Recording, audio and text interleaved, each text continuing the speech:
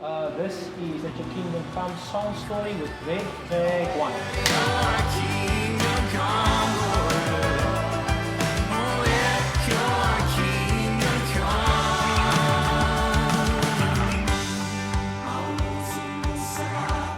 My name is Greg, and just sharing a bit about the song Let Your Kingdom Come and the story behind it. So last year was a pretty tough year, I think, for all of us. And you know, just in playing guitar one day, I was playing some chords which ended up being the chorus.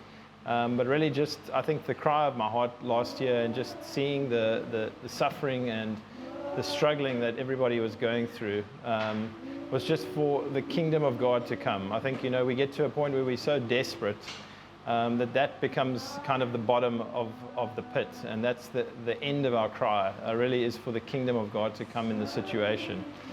So that's kind of what came out and ended up being the chorus. And then just started thinking about, you know, where do we want the kingdom to come? And that's really where the verses came from. So saying, in our hearts, in the orphan child, in our government, in the hurt and heartache, in the poor and weak, in our daily toils, in the things we seek.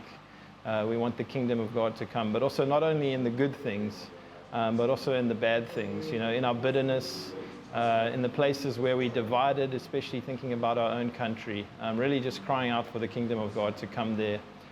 And then the bridge part, really, I mean, is the prayer, you know, so in every day, until we see your face, God, let your kingdom come. And that really is the cry of our hearts.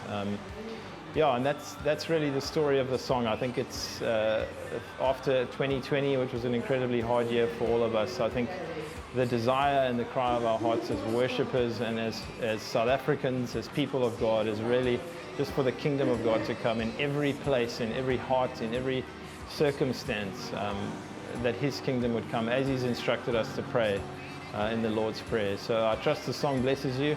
Yeah, let your kingdom come.